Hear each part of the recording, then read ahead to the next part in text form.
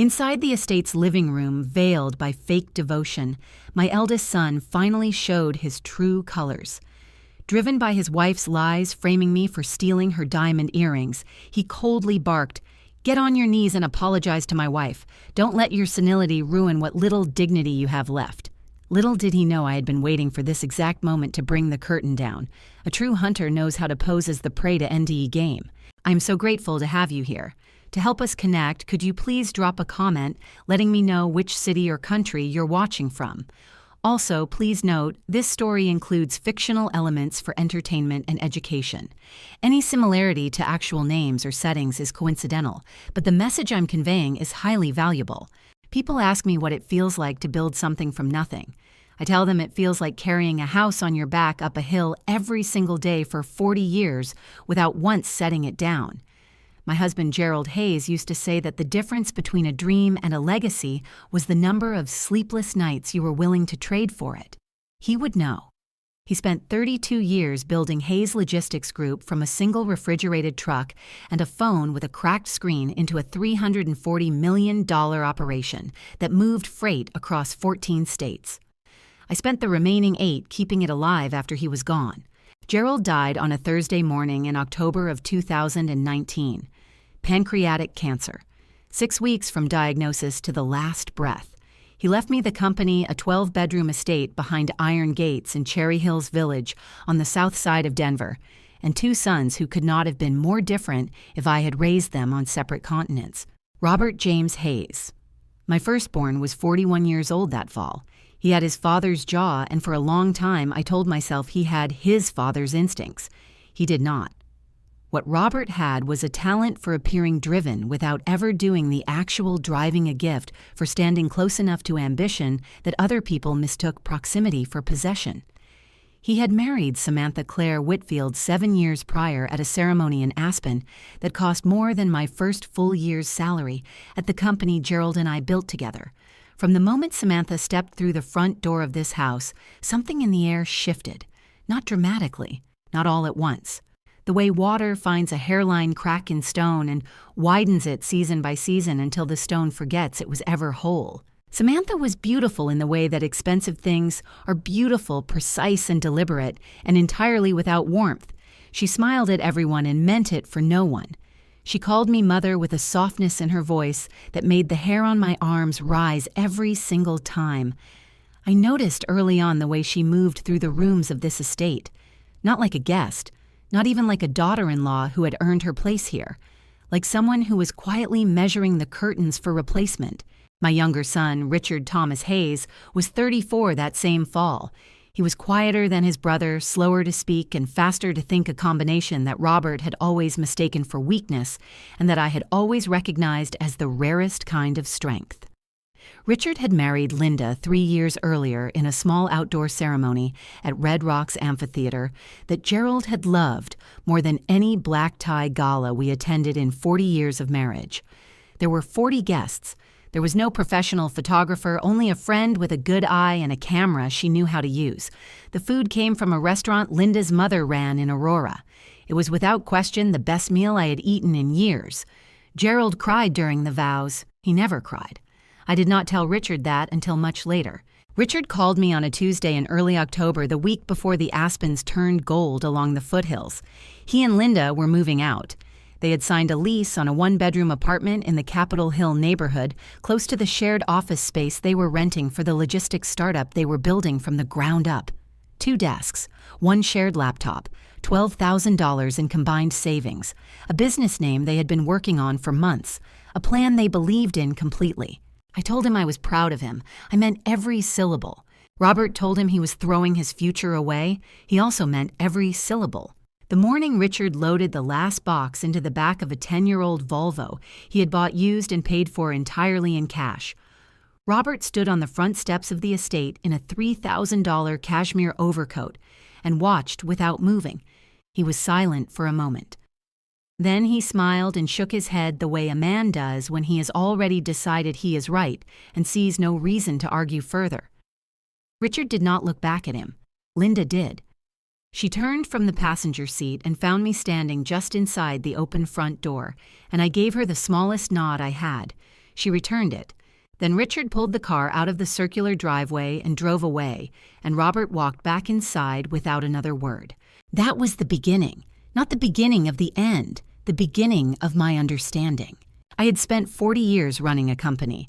I knew how to read a balance sheet, structure a contract, and walk out of a room the moment a deal stopped making sense, regardless of how much time had already been invested. What I had not done in all those years was apply those same instincts to the people inside my own home. I had looked at Robert and seen what I wanted to see. I had looked at Samantha and chosen repeatedly and deliberately not to look closely enough.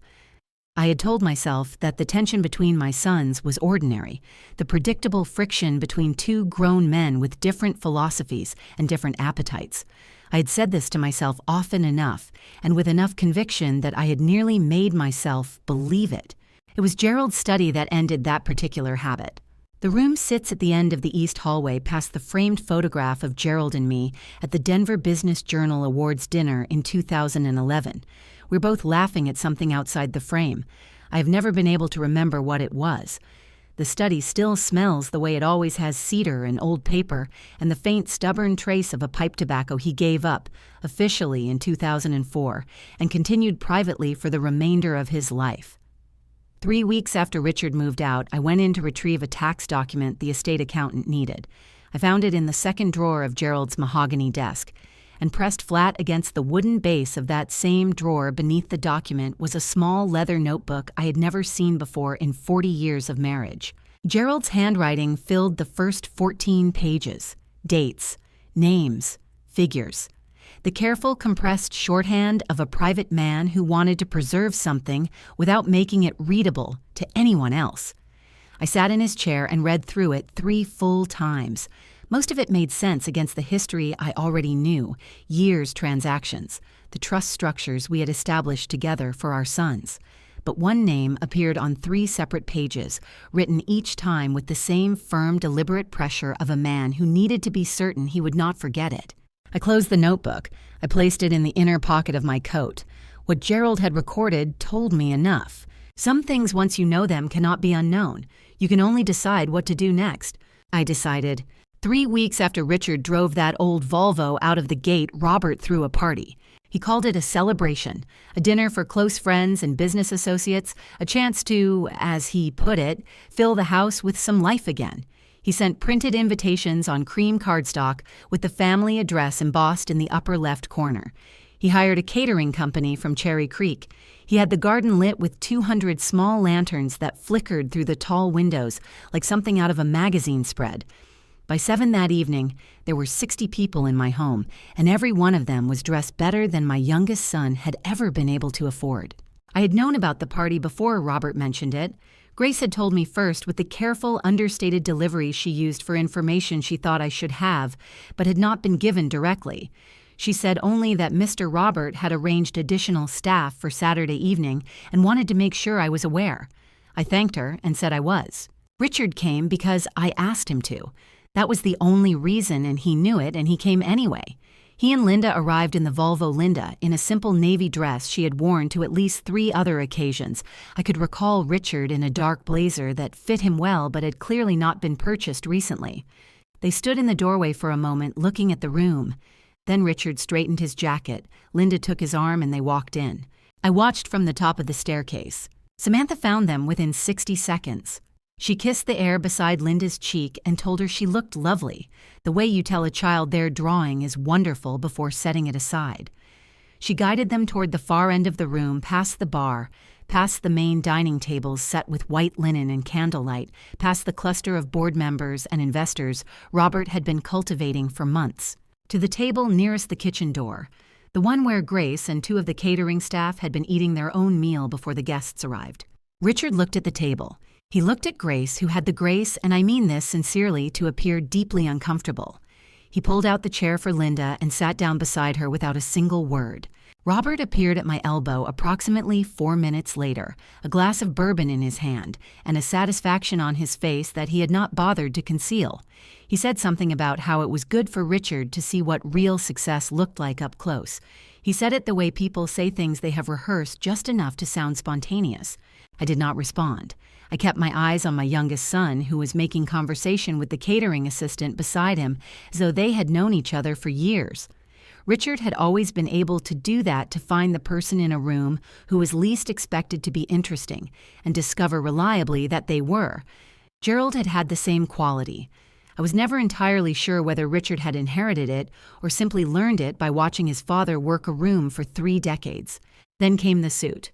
I do not know at what point Robert had planned it. I suspect Samantha had. Midway through dinner, he crossed the room to where Richard was sitting, carrying a garment bag with the easy confidence of a man delivering a gift. He unzipped it in front of the table in front of the investors, the board members, the 60 people who had come to my house and eaten my food and now turned to watch. Inside was a charcoal blazer, a good one once, Robert's from several years ago. He held it out to Richard and said loud enough for the nearest 2 tables to hear clearly that he had been clearing out his closet and thought Richard could use it, that it was barely worn, that it would probably fit well enough. The room did not go silent. It should have. Instead, there was a murmur and a few people looked away, and Samantha laughed at something the woman beside her said, and Linda set down her fork very carefully on the edge of her plate and did not pick it up again.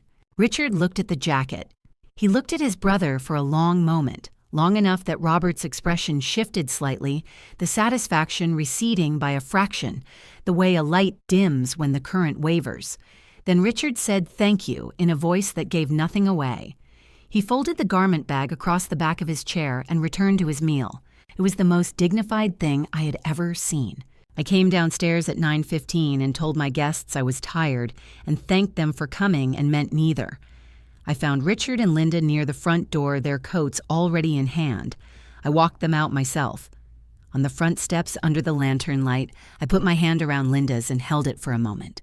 I did not say a word. I did not need to. Linda looked at me with the steadiness of a woman who had already decided exactly who she was and what she was worth, and I thought not for the first time that Richard had chosen far more wisely than his brother ever would. I went back inside. The party continued around me, Robert laughing across the room, Samantha refilling her glass, 60 people who had come for a celebration getting exactly what they had been promised. None of them understood what had actually happened that evening. Neither, I believe, did Robert. But somewhere in the back of my mind, something that had been deciding for weeks made its final decision. I have always been a light sleeper. Gerald used to say I treated rest the way most people treat overtime, as something to be minimized and pushed through whenever possible. He was not wrong. In 40 years of marriage, I could count on both hands the number of mornings I had slept past 5:30.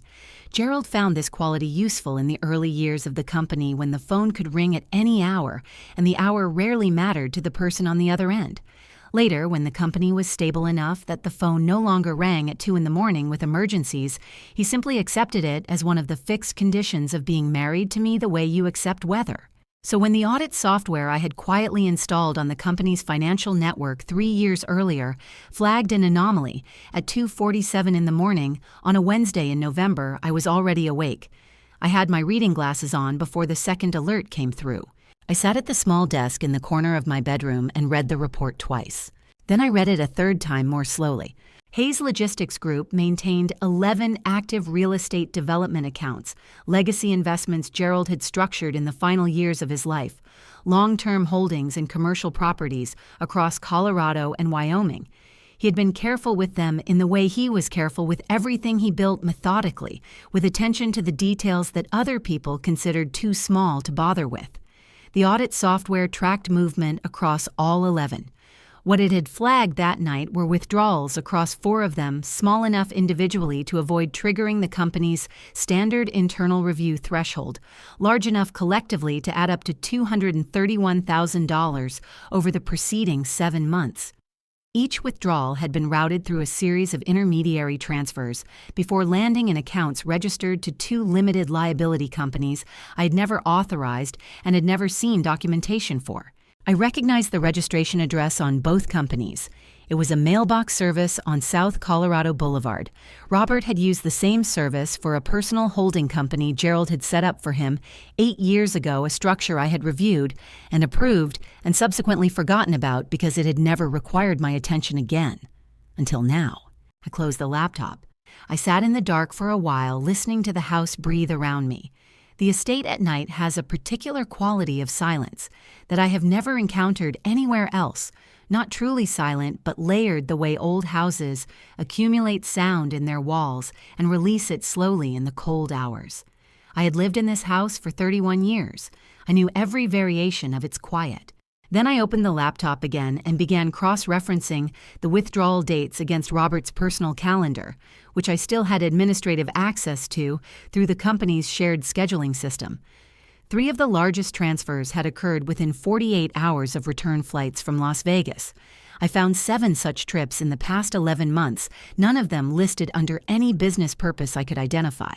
The hotel confirmations, which Robert had routed through the company travel account and which he had apparently not considered I might review, told me the rest. 4 nights each time, the same property on the Strip, the same suite category. I have never been a gambler. Gerald was not either. It was one of the things we agreed on early and never revisited.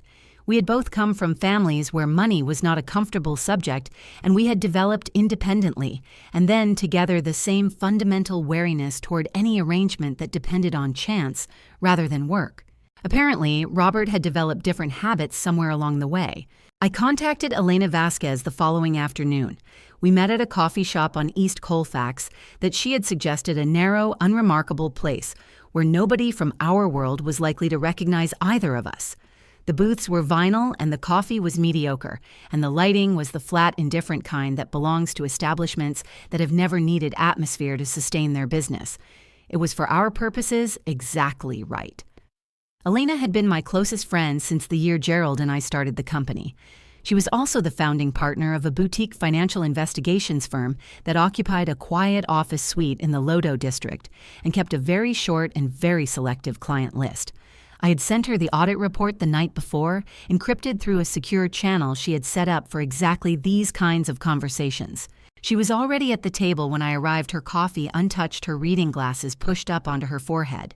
She had printed the audit report and annotated it in the margins, in her small, precise handwriting. I did not need to explain anything. Elena had understood the situation before I sat down. She said, "How much rope do we give them?" I said, "Enough to hang themselves twice over."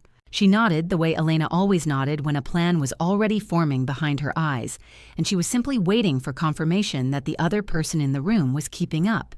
She told me that based on the transfers I had flagged, Robert and Samantha were operating well inside federal wire fraud territory.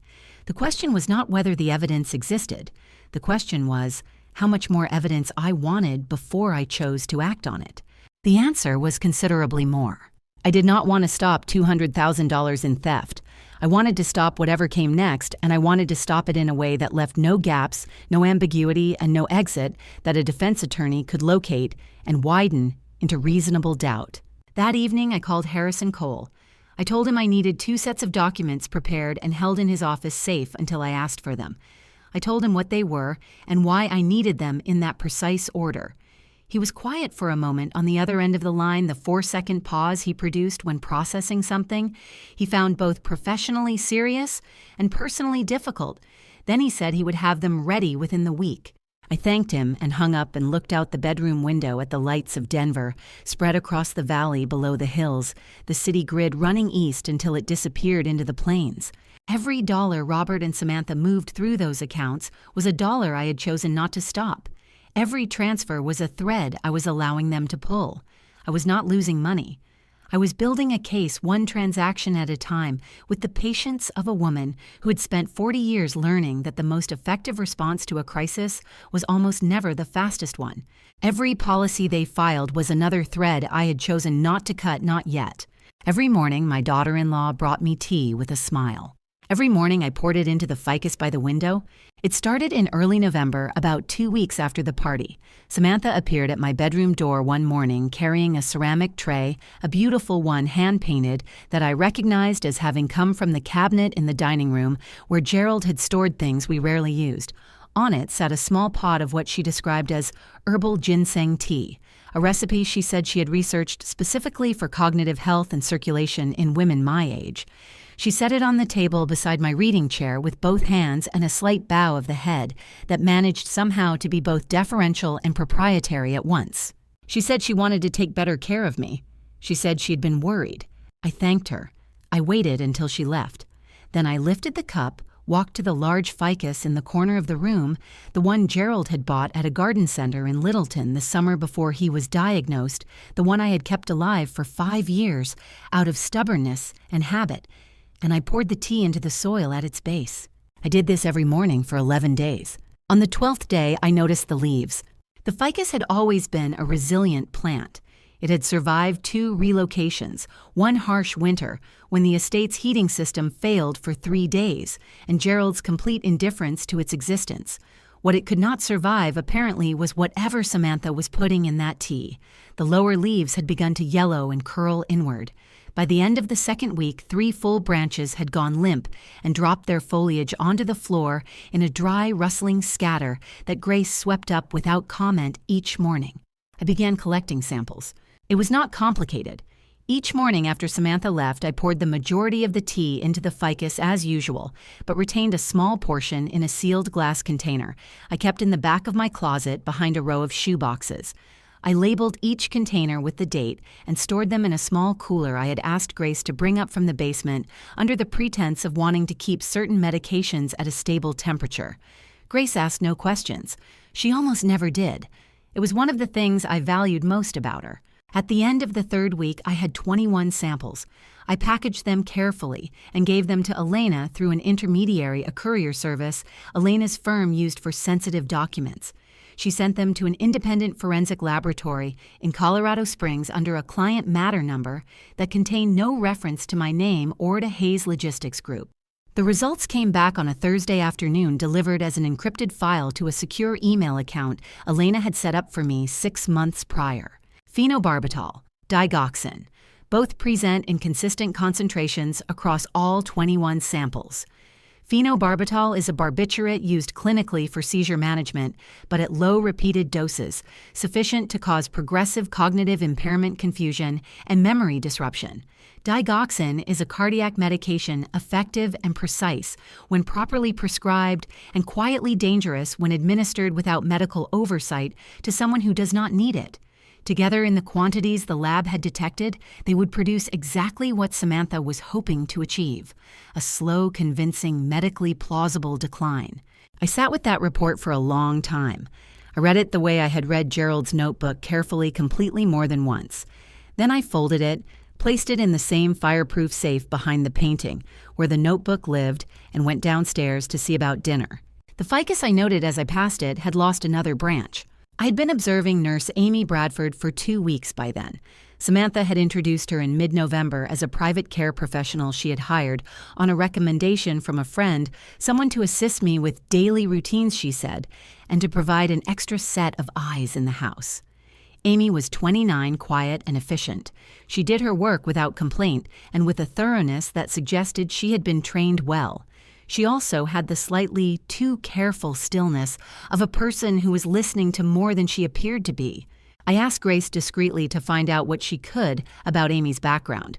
Grace returned 3 days later with the kind of information that only comes from a genuine conversation with someone who trusts you enough to speak honestly.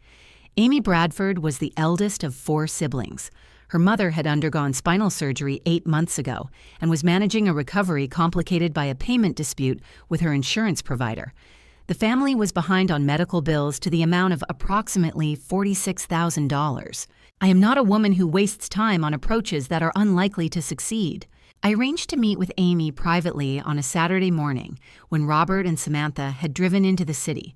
I told her I knew she had been placed in my home by my daughter-in-law. I told her I was not angry about it. I told her that I understood people made choices under financial pressure that they would not make otherwise, and that I respected her enough not to pretend the situation was anything other than what it was. Then I told her what I needed from her and what I was prepared to offer in return. She looked at me for a long moment. Then she said she would need to think about it overnight. She came back the following morning and told me she was in. That afternoon, Samantha brought the tea as usual. She set it on the tray beside my chair with both hands and that same slight inclination of the head. She asked how I was feeling. She said I looked a little tired. I smiled at her. I told her the tea smelled lovely. I waited until she left. I picked up the cup. I walked to the ficus. The difference now was that Amy Bradford was standing in the hallway outside my door with a recording application open on her personal phone, listening to every word Samantha said before she left the room. Colorado law permitted the recording without Samantha's knowledge. We had everything we needed. We just needed more of it. We had everything we needed. I found the insurance policies on a Tuesday, 5 of them, $4.7 million. My son had put a price on my life, and he had been very optimistic about the timeline. I had gone into Robert's home office to retrieve a company document he had borrowed and not returned a habit he had maintained since childhood, with the easy confidence of someone who has never been asked to account for what he takes. The office occupied what used to be Gerald's secondary reading room, a smaller space off the main hallway that Robert had taken over within 6 months of moving into the estate. The framed photographs of Gerald's early years with the company were still on the wall. Robert had never bothered to take them down. I had always found that detail difficult to interpret. The policies were in the second drawer of the filing cabinet beside the desk. They were in a manila folder labeled with a tidiness that turned my stomach, future planning. 5 separate policies through 3 different insurance carriers. Each listed me as the insured. Each listed Robert James Hayes as the sole beneficiary. The total payout across all 5 in the event of my death was $4,700,000. The oldest policy had been opened 14 months ago, 3 months before Gerald's grave had fully settled. I sat in Robert's chair for a while. I did not cry. I want to be accurate about that I did not cry in that room, in that chair holding those documents. What I felt was something older and quieter than grief, something that sits below grief the way bedrock sits below soil.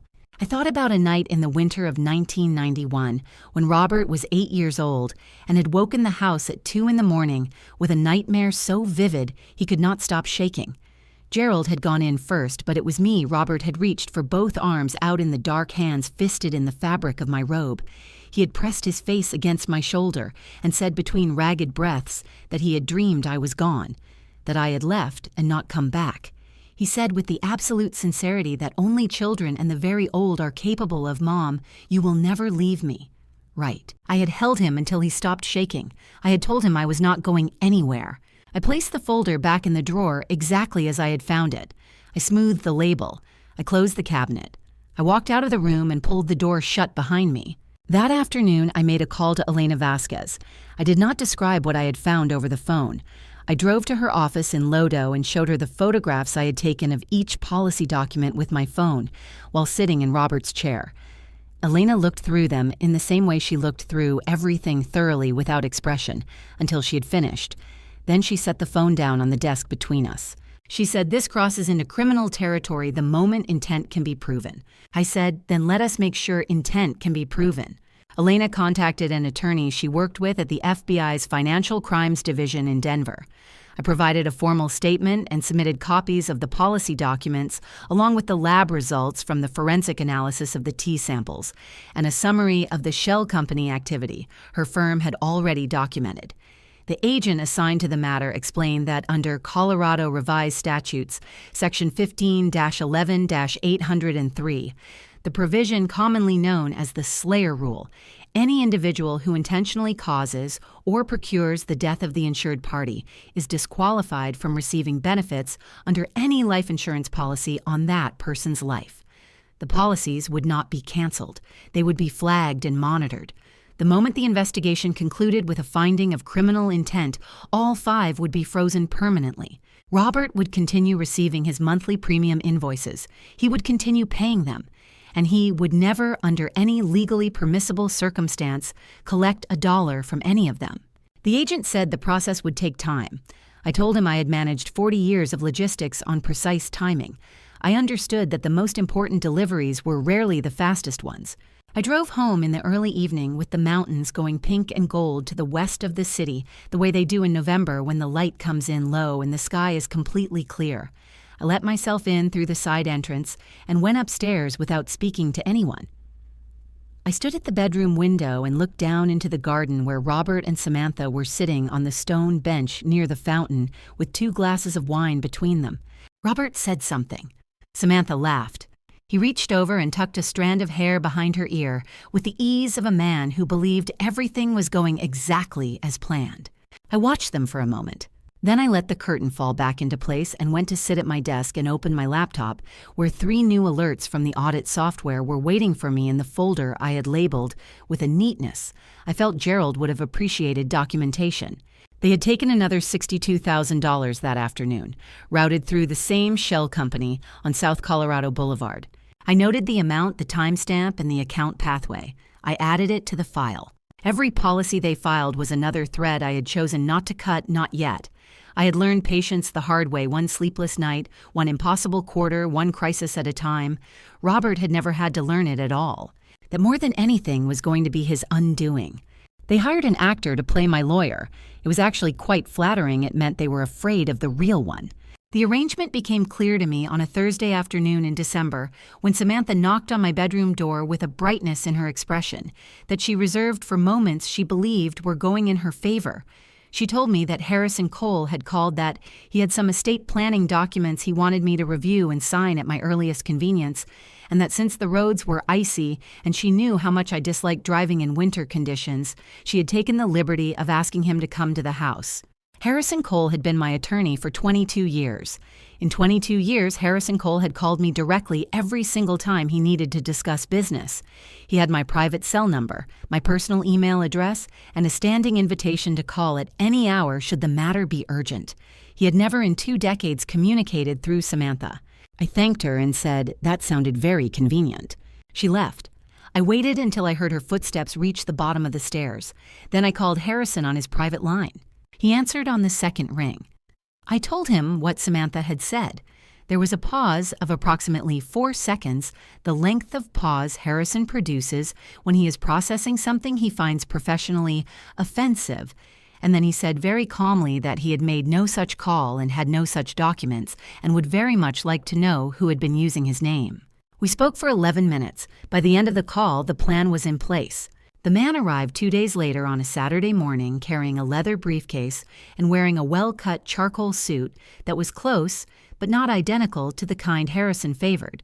He introduced himself at the door as Harrison Cole and shook my hand with the practiced warmth of someone who had done his research.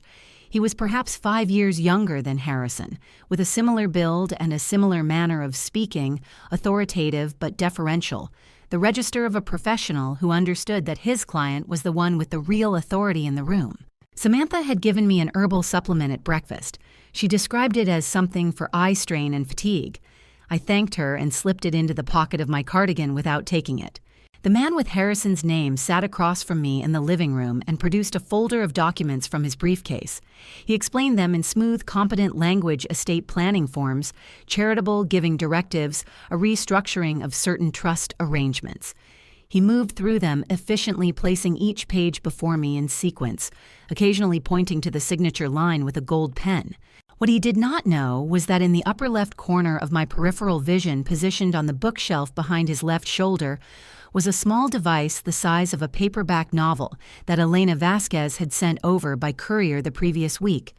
It was transmitting a live video feed encrypted to a laptop on Harrison Cole's desk at his office on 17th Street. The real Harrison Cole was watching every page that was placed in front of me. I read each document with the unhurried attention of a woman who had been reading contracts for 4 decades and was in no particular rush. 2 of the forms were legitimate charitable giving documents, standard instruments, nothing unusual. Tucked between the 4th and 5th pages, printed on the same paper stock and formatted to match, was a different document entirely. It named Robert James Hayes as the sole beneficiary of my entire estate, including all holdings assets and controlling interest in Hayes Logistics Group. It removed Richard Thomas Hayes from all inheritance provisions. It was dated 6 weeks prior, which would have made it appear to have been prepared and reviewed before my supposed decline had progressed. It was in every legal sense a fraudulent will. I picked up the pen the man had provided. I signed each document in turn. On the fraudulent will, I signed, as I always signed, Margaret Ann Hayes, with one addition invisible to anyone who did not know to look for it: a small, unhurried loop beneath the final letter of my surname. a loop I had placed in the same position with the same deliberate lightness on a document I had signed in Harrison Cole's office 7 years ago, an addendum to our attorney-client agreement that specified in precise legal language that any signature bearing that mark was to be considered executed under duress and was therefore immediately contestable under Colorado contract law. The original agreement was locked in Harrison's firm vault. It had been there for 7 years, waiting for a day I had hoped would never come. I handed the folder back to the man with Harrison's name. He thanked me with genuine warmth. He said I had been very gracious. I told him it was my pleasure. That evening, Samantha opened a bottle of wine she had been keeping in the temperature-controlled cabinet in the dining room. She and Robert sat together in the living room, and I could hear them from the hallway, the low, satisfied murmur of people who believe they have finished something difficult. They were not wrong that something had been finished. They were wrong about what. I went upstairs and called Harrison. He told me he had already begun preparing the documentation to challenge the fraudulent will in court. He told me the signature anomaly was clearly captured on video. He told me the man who had presented himself as Harrison Cole had committed criminal impersonation of a licensed attorney, a felony under Colorado law, and that the video footage would support a formal complaint to the Denver Police Department and the Colorado Attorney Registration and Discipline Committee whenever I was ready. I told him I was not ready yet. I told him to keep everything in the vault. He said, "How much longer?" I said, "Not much longer now." The greatest performance of my career was not in a boardroom. It was not at a negotiating table or in front of a room full of investors or during the quarterly earnings call in the third quarter of 2009 when the company was hemorrhaging money and I had to stand at a podium and project a confidence I did not entirely feel. The greatest performance of my career took place in my own living room on a Tuesday morning in December when I looked at my eldest son and called him the gardener. It worked better than I had expected. I had spent the weekend preparing. Not in the way an actor prepares. I had no script, no marks, no rehearsal schedule. What I had was 40 years of watching people across negotiating tables and reading the precise gap between what they wanted to believe and what the evidence actually supported. Robert wanted to believe that the medications Samantha was giving me were working. He wanted to believe that the fog was settling and that the sharp woman who had built the company he was in the process of stealing had softened into someone manageable. I simply decided to give him that. On Tuesday morning, I came downstairs in my robe, which I never wore past 7:30. I moved slowly through the hallway. I paused in the doorway of the living room and looked at Robert, who was standing by the window with his phone in his hand, and I said with a gentle vagueness that I had been calibrating for 3 days, "Oh, are you here about the hydrangeas?" Robert lowered his phone. He looked at me the way people look at a stain they have been hoping would fade on its own, and have just confirmed has not. I said, "Gerald asked about having the south bed replanted. You will need to speak with him directly." Robert was quiet for a moment. Then very carefully, he said, "Mom, Dad passed away 5 years ago." I looked at him with the specific drifting uncertainty I had decided upon, not blank, not panicked, but softly displaced, like a person searching for something in a room they have rearranged too many times to navigate from memory. I said, "Of course. Yes, I am sorry." I do not know why I said that. Then I went to the kitchen and made myself coffee and read the morning paper with complete clarity and perfect concentration, while Robert stood in the living room hallway and made a quiet phone call I was not supposed to hear. He said 3 words before I lost the thread of the conversation through the walls. "She's getting worse." I turned a page. The effect on his behavior was immediate, and from a purely strategic standpoint, impressive. Within 48 hours, Robert had brought 3 additional documents to me for signature transfer authorizations for 2 of the real estate accounts the shell companies had been drawing from and a revised board resolution that would have reduced my voting authority at Hayes Logistics Group from controlling to advisory. He presented them at the kitchen table on a Wednesday afternoon with the careful patience of someone managing a situation that required gentleness. I picked up the pen. I began to sign the first document. My hand trembled a slight, convincing irregularity that pulled the signature leftward and compressed the final letters of my name into an illegible cluster. I looked at the page. I said I was sorry that my hand had been giving me trouble. I looked at Robert with an expression of mild, uncomplicated distress. He took the document. He looked at the signature. He set it aside. Over the following 2 days, he returned with revised copies 3 times. Each time, my signature was different from the last, sometimes too large, sometimes trailing off the line, once interrupted by a deliberate tremor that smeared the ink entirely. Each ruined copy went into the wastepaper basket beside the kitchen table. Each ruined copy came back out of that basket when Robert left the room. By the end of the week, I had 11 drafts of Robert's forged attempts to correct or replicate my signature on his own physical documents bearing his handwriting, his pen pressure, his corrections stored in the same fireproof safe behind the painting, where the notebook and the lab results and the insurance documents lived. A forensic document examiner could read those pages like a confession. Harrison confirmed as much when I described them to him that Friday evening. On Thursday morning, I came downstairs wearing the diamond necklace Gerald had given me for our 35th anniversary. It was not something I wore casually. I had worn it perhaps 6 times in my life. I found Grace in the kitchen preparing breakfast, and I unclasped it from my neck and placed it in her hands and told her it suited her far better than it had ever suited me, and that I wanted her to have it. Grace stared at it. Then she stared at me. I gave her the smallest nod I had, the same one I had given Linda on the steps 2 months earlier. She understood.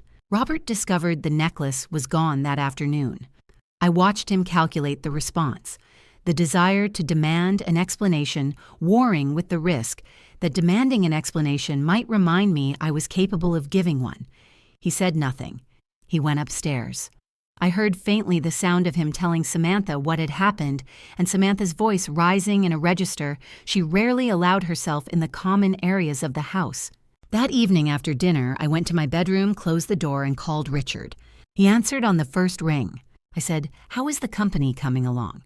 His voice changed immediately, that particular shift from social register to real conversation that I have always been able to hear in him, the way you can hear a key change in a song you know well. He said things were going better than expected. He said they had just signed a 3rd client. I said, "Good. Keep your phone close. We are almost there." There was a pause. Then Richard said quietly, "How long have you known?" I said, "Long enough." Samantha was very careful about her health. Vitamins every morning, 8 glasses of water, organic, produce delivered weekly from a farm cooperative in Boulder. She ran 4 miles on the treadmill in the home gym every weekday at 6:15 and kept a handwritten food journal in a pale green notebook she left on the kitchen counter without apparent self-consciousness.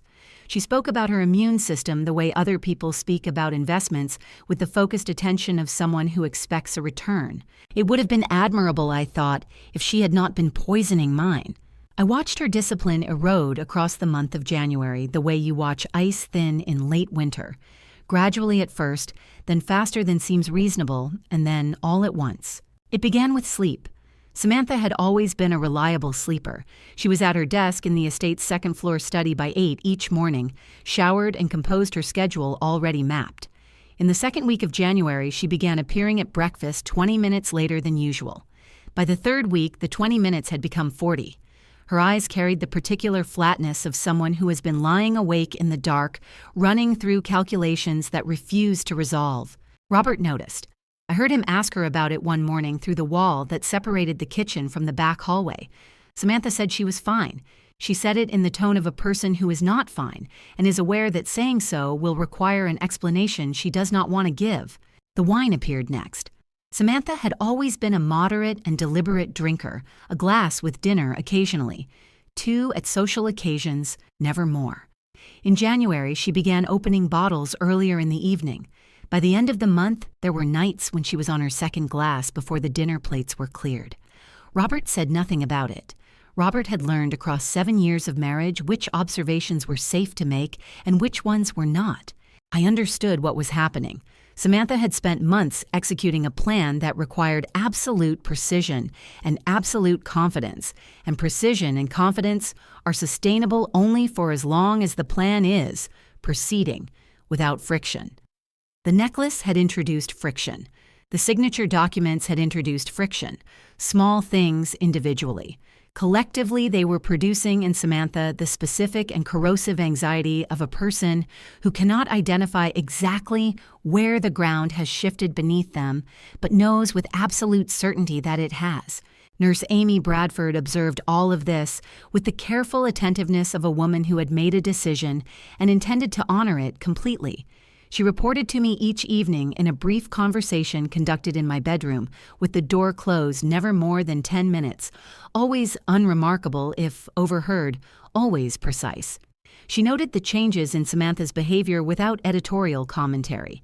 She was, I thought on more than one occasion, an exceptionally good professional.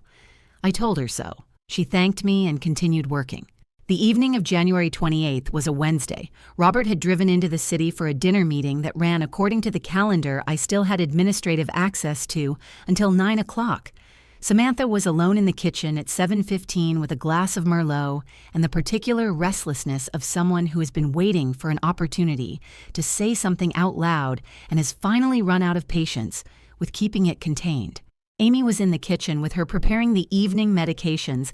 I'd asked her to manage a reasonable, uncontroversial task for a private care nurse and one that kept her legitimately in the room. Samantha began talking. Amy's personal phone was in her cardigan pocket with the recording application open. One-party consent. Colorado law permitted Amy to record without Samantha's knowledge. The device was already running before the first cup was poured. Amy was a party to the conversation. She had said as much to her own attorney before she agreed to this arrangement, and her attorney had confirmed the legality in writing. What Samantha said across the following 23 minutes to a woman she had hired and believed she controlled was essentially a complete account of everything she and Robert had planned and set in motion over the preceding 4 months. The tea. The visits from the man pretending to be Harrison Cole. The insurance policies Robert had opened. The transfer documents, the shell companies. She did not say it sequentially or calmly.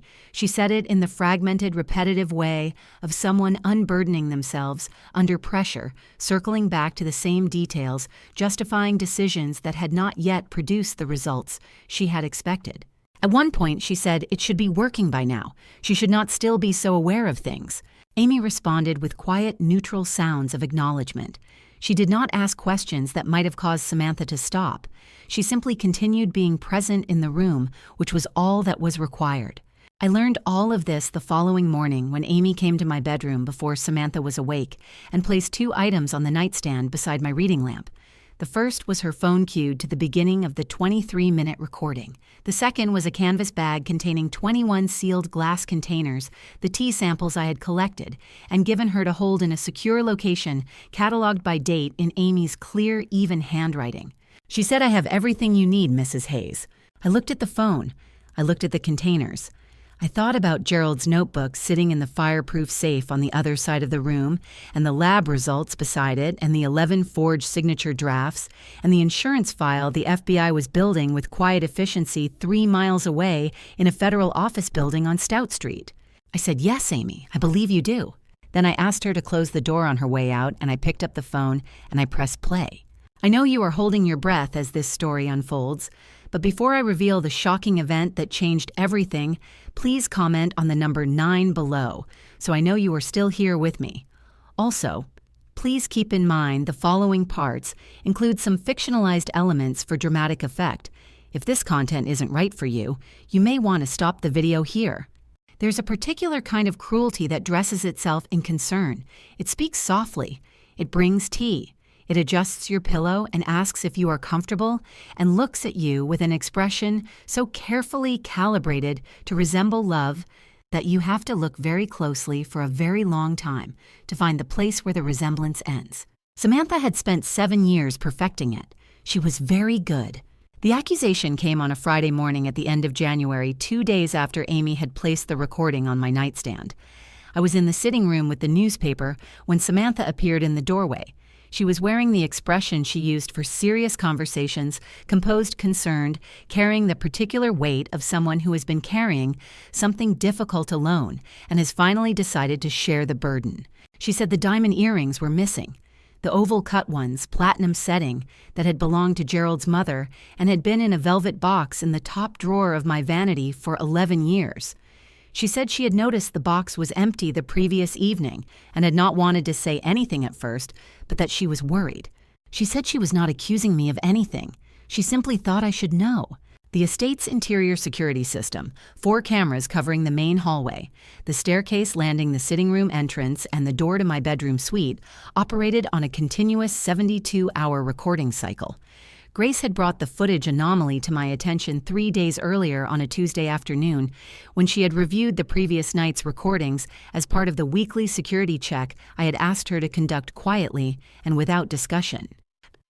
The footage showed Samantha entering my bedroom suite at 11:47 on a Monday evening, while I was asleep, opening the top drawer of the vanity, removing the velvet box, taking both earrings and placing them in the inner pocket of the cardigan she was wearing before returning the empty box to the drawer and leaving the room. The footage was saved time-stamped and stored on the external drive Grace kept in a locked cabinet in the estate's utility room. I had reviewed it myself on Wednesday morning with the same careful attention I gave to financial reports. I set my newspaper down. I looked at Samantha. I said I was sure they would turn up. She said she hoped so. She said she was only telling me because these things sometimes happened with memory difficulties, and it was better to be honest about them than to pretend they were not occurring. Robert appeared behind her in the doorway. He had been listening from the hall. He came into the room with his hands in his pockets and the look he wore when he had already decided on a position and was waiting for the moment to commit to it. He said I needed to apologize to Samantha. I looked at my son. He said she had been caring for me with patience and devotion, and that the least I could do, given the circumstances, was acknowledge what she had lost and take responsibility. He said this, in the voice he had been developing for the past 2 months, the voice of a man managing a situation slightly raised, carrying the assumption that the person being managed would not push back. I stood from my chair. I moved to the center of the room slowly the way I had been moving for weeks. I lowered myself to my knees on the sitting room floor.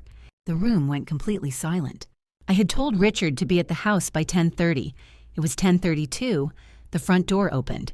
Richard and Linda came through the hallway and stopped in the sitting room doorway. Behind them, at a slight distance, stood Grace, and the 2 members of the estate security staff I had asked Grace to ensure were on site for the morning. There were 6 people in or immediately outside that room.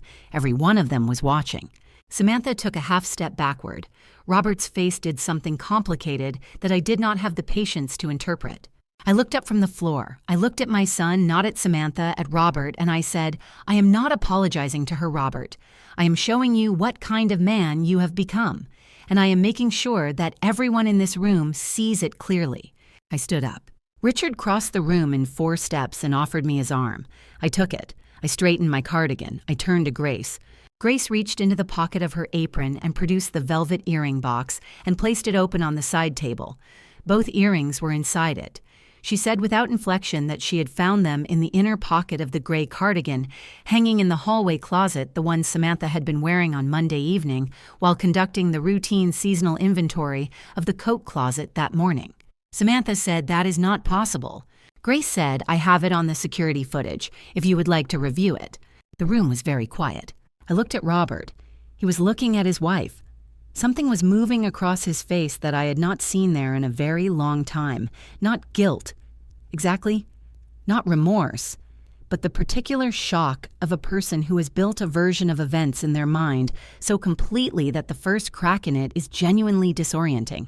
I said, Robert. He looked at me. I said, you have until this evening to consider what you would like to do next. Then I asked Richard and Linda to stay for lunch, and I walked out of the sitting room and into the kitchen and put the kettle on, and my hands were entirely steady. That was the moment Robert realized his mother had never lost her mind. I knew it from the sound of his footsteps in the hallway, too fast, too uneven, the footsteps of a man who has just understood that the ground he was standing on was never solid. That realization I knew was going to make him do something desperate. I was counting on it. My son tried to kill me on a Wednesday. He chose the winding canyon road above Genesee Park, a stretch of Highway 40 that climbs into the foothills west of Denver, where the guardrails are old and the drop on the eastern shoulder is long enough to be final. Robert drove that road every weekend on his way to the golf club he had joined 3 years ago at a membership fee I had quietly noted in the company expense reports he had filed incorrectly. He knew exactly what the road did to a car with no braking capacity. He had thought it through. I know this because the garage security camera recorded him doing it. The estate garage runs along the north side of the property. 3 bays motion-activated lighting a camera, mounted in the upper corner of the east wall, that I had installed 2 years prior after a contractor's vehicle had backed into Gerald's old workbench, and the contractor had disputed responsibility. The camera recorded video continuously to a cloud storage account managed by Harrison Cole's office. It had been there, silent and consistent through everything.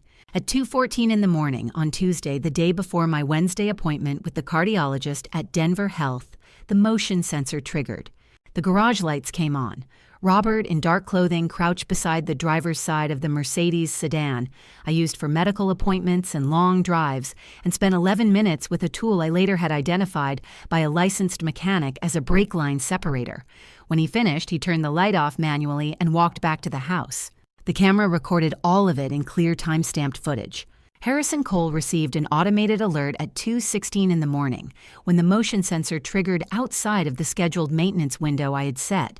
He reviewed the footage at 6:30 that morning, called me at 6:45, and said in a voice that was almost entirely without affect, "Margaret, do not get in that car." I told him I had no intention of doing so. I want to be precise about what I felt that morning, because I think imprecision on this point would be dishonest, and I have committed in the telling of this story to honesty above everything else. I was not surprised. I had said to myself and to Elena and to Harrison at various points over the preceding weeks that Robert was going to do something desperate. I had been correct. What I had not allowed myself to fully examine was what it meant that the desperate thing my son had chosen was this particular thing. Not a legal maneuver, not a financial manipulation, but a calculation about a road and a car and a drop. I stood in my bedroom that Wednesday morning and looked at myself in the mirror for a moment. Then I put on my coat and went downstairs. Robert and Samantha were in the entrance hall. They were dressed, composed, and positioned near the front door with the particular readiness of people who have somewhere to be and are waiting for a formality to conclude. Robert had the car keys in his hand. He offered to drive me. He said the roads in the canyon could be slick in February, and he did not want me navigating them alone. I looked at my son. I looked at the keys in his hand. I thought about the 11 minutes he had spent in the garage at 2 in the morning and the road above Genesee Park and the guardrails that Gerald had once said were there more for appearances than for function.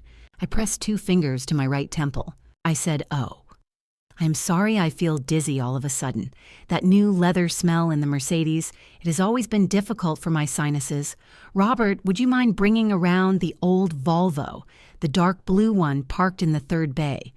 Richard gave it to me before he left, and I find it easier on days when I'm not feeling entirely steady. Robert did not move for a moment. His eyes went to Samantha's. Samantha's jaw shifted in a way that she controlled almost immediately, but not quite completely. And not quite fast enough. He said, "The Volvo." I said, "Yes, I know it is not what you would choose, but it is what I would like today." He went to get the car.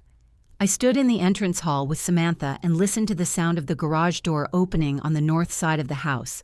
When the old Volvo pulled around to the front steps, I settled into the passenger seat and thanked Robert for driving me and looked straight ahead at the road as we descended the hill toward the city. The Mercedes sat in the 3rd bay with its brake lines separated and its fuel pressure intact and its leather interior smelling of exactly nothing because it was a 3-year-old vehicle, and the leather had long since finished any outgassing it was going to do. I had noted this at the time I set it and filed it in the category of details that did not matter because what mattered was the outcome. The outcome was that I arrived at Denver Health for my appointment intact and that Harrison sent the garage footage to my secure email at 9:47 that morning, and that I reviewed it on my phone in the waiting room with my coat still on and my hands entirely still. The footage was 4 minutes and 22 seconds of clear, unambiguous video. It was going to be enough. I called Elena from the parking structure afterward. I told her what we had. She was quiet for a moment in the particular way Elena becomes quiet when she is recalibrating the timeline of a plan in real time. She said, "This changes the charges." I said, "Yes, it does." My son had crossed a line that no amount of money, no legal maneuver, and no family loyalty could walk back across. I had the proof on video timestamped and stored in a cloud account controlled by a licensed attorney and held under documented chain of custody protocols properly preserved for court admissibility at the moment I chose to release it. I had been patient for 4 months. I was nearly done being patient. Robert needed a corrupt lawyer. Instead, he found the most loyal man I have ever known wearing a very convincing mask. I should say, in Harrison Cole's defense, that the mask was not particularly comfortable for him. Harrison had been practicing law in Denver for 31 years. He had built his reputation on a specific and unwavering commitment to the kind of professional conduct that tends to make attorneys either deeply respected or deeply unpopular, depending on which side of the table you are sitting on. He did not take shortcuts. He did not accept arrangements that would compromise his standing with the Colorado bar. He did not, under ordinary circumstances, permit himself to be used as an instrument of fraud. These were not ordinary circumstances.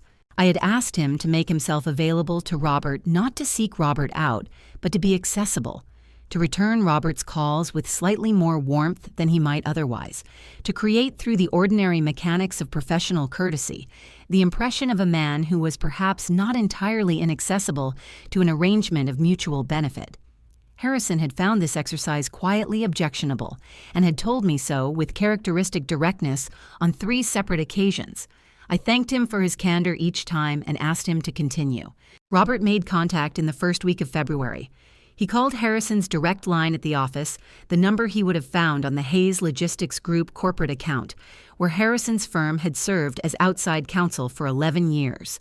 He said he wanted to discuss some estate matters related to his mother's affairs. He said he preferred to meet in person. He suggested a restaurant. Harrison selected a booth at the back of a quiet Italian place on Larimer Street that he knew from long experience had poor ambient acoustics and good lighting. 2 things that, for different reasons, would serve the purposes of the evening. He wore a jacket with an interior pocket. In the interior pocket was his personal phone running a recording application screen off. Harrison Cole was present at the conversation and was therefore, under Colorado's one-party consent statute, entirely within his legal rights to record every word spoken at that table. He told me all of this before the dinner and confirmed it again afterward with the methodical thoroughness of a man who understood that the value of evidence depends entirely on the integrity of the process used to collect it. Robert arrived 7 minutes late, which Harrison noted was consistent with the behavior of someone who wanted to observe the room before committing to entering it. He sat down across from Harrison, ordered a mineral water, and spent approximately 4 minutes on preliminary conversation about the company and Denver's commercial real estate market before placing a white envelope on the table between them. He said the envelope contained $50,000 in certified bank checks.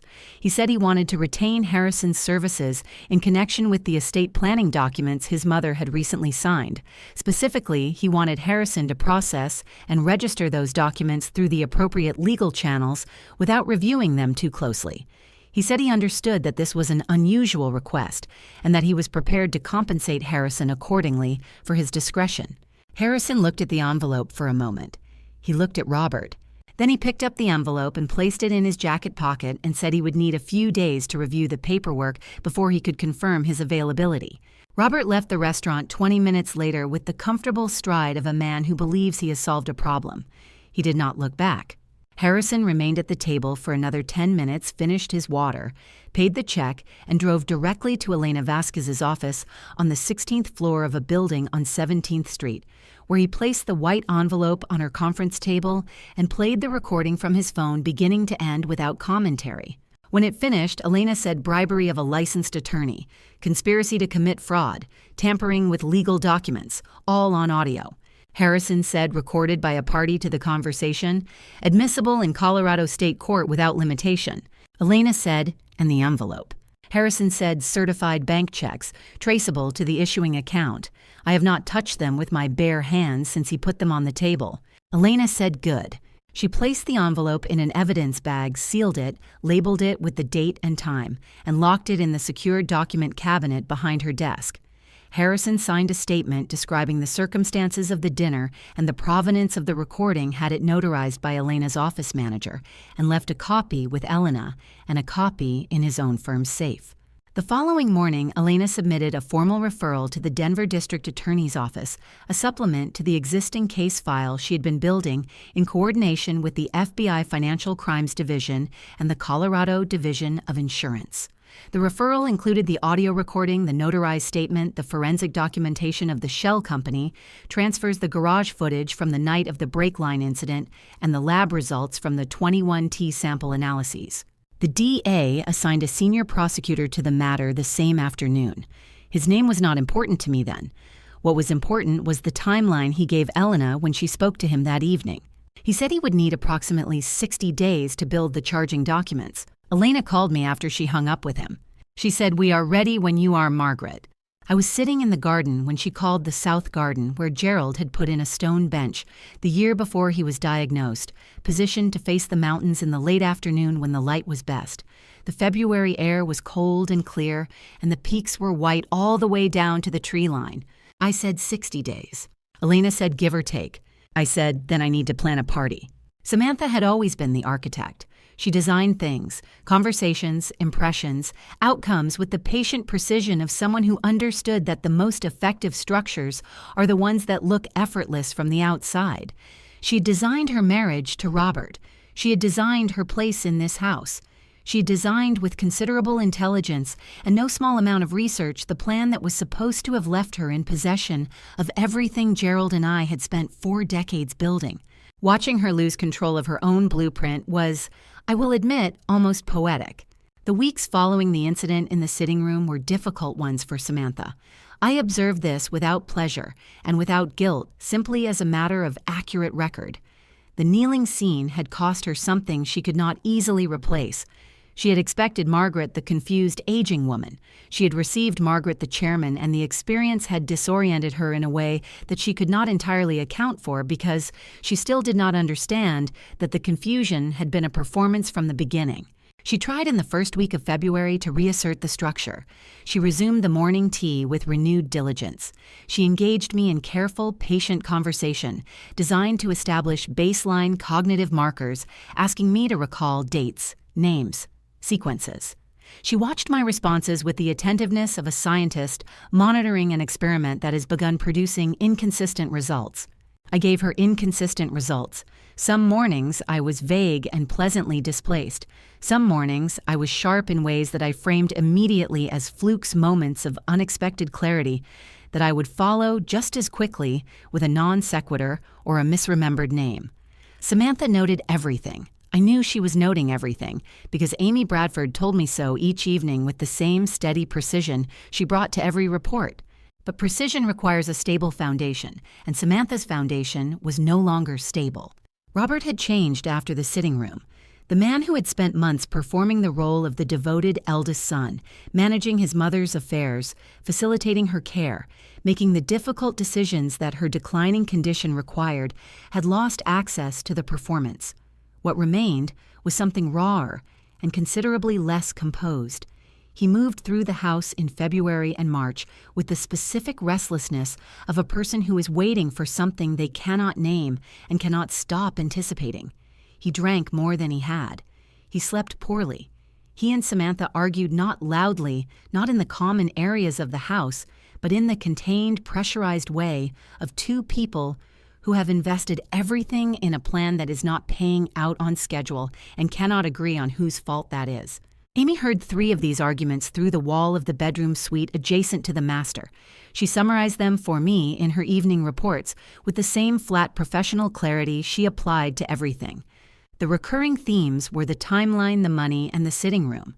Samantha believed Robert had lost his nerve after the sitting room. Robert believed Samantha had miscalculated the dosage. Samantha said the dosage was correct, and the problem was that something else was happening that she could not explain. Robert said he wanted to know what they were going to do next.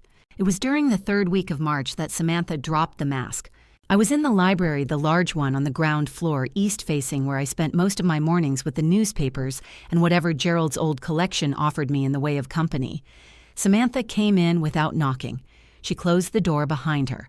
She stood with her back against it and looked at me across the length of the room with an expression I had not seen on her face before, stripped of the careful warmth, stripped of the concern, stripped of everything she had spent 7 years applying as a daily preparation. She said, "I know you are not as confused as you pretend to be." I looked up from my book. I looked at her with the mild, inquiring expression of a woman who is not sure she has heard correctly. She said, "I have been watching you for 3 months. There are days when you are completely lucid and days when you are not, and the pattern does not match any presentation I have read about. You are managing it somehow. I do not know how." I said, "Samantha, I'm not sure what you mean." She looked at me for a long moment. Then something shifted in her face, the calculation coming back, the control reasserting itself over the honesty, and I watched her make the decision to retreat from the truth she had almost said out loud. She said she was sorry. She said she had not been sleeping well. She said she was going to get some air. She left the room. I listened to her footsteps cross the hallway and continued toward the back of the house. Then I picked up my phone and sent Amy a single message asking her to note the time and nature of the exchange. Amy's response came 4 minutes later. She had been in the hallway outside the library. She had heard the entire conversation. Her phone had been recording from the moment Samantha's footsteps turned toward the library door. That evening, I sat in Gerald's chair in the study for a long time. The case the DA was building in the federal building on Stout Street had 53 days left on its timeline. The evidence file was by any reasonable standard already more than sufficient. What I was waiting for now was not more evidence. What I was waiting for was the moment, the precise, unrepeatable moment, when everything I had built over 6 months could be brought into a single room and made visible to everyone who needed to see it. I picked up my phone. I called Richard. He answered on the first ring the way he always did, now alert ready, carrying the particular quality of attention that belongs to people who know they are needed. I said, "It is time, Richard. I need you and Linda at the house on Saturday evening. Tell Linda to wear something she loves." There was a pause, then he said, "Is it done?" I said, "Very nearly." He said, "How are you?" I thought about that for a moment, really considered it the way I had not allowed myself to do in months, because considering it had not been useful, and I had trained myself to set aside what was not useful. I said, "I will tell you on Saturday." I announced the party at breakfast on a Monday morning in April, looking as frail as I had ever managed to perform. Samantha nearly knocked over her coffee reaching for Robert's hand. I had chosen Monday deliberately. The weekend had given them time to worry the days since my call to Richard had produced in the house the specific pressurized silence of 2 people who know something is shifting but cannot identify the direction. Monday morning, with the ordinary light of a workday coming through the kitchen windows and the mundane rhythm of coffee and toast providing cover for an extraordinary announcement, seemed like precisely the right moment. I told them I had been thinking about how little time any of us really had. I said it with the slightly unfocused delivery I had been using for months, not confused exactly, but loosened, as if the edges of my thoughts had softened overnight. I said that I wanted to gather the people who mattered to me before things progressed any further. I said I wanted to have a party.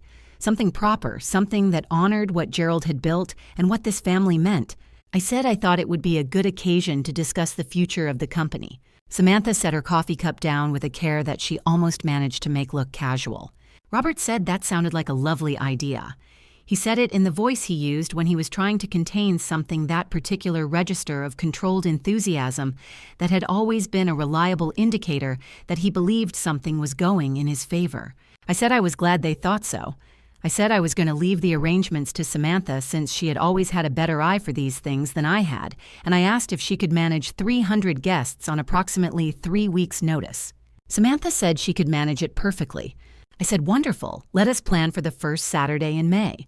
Then I finished my toast and excused myself and went upstairs and called Elena.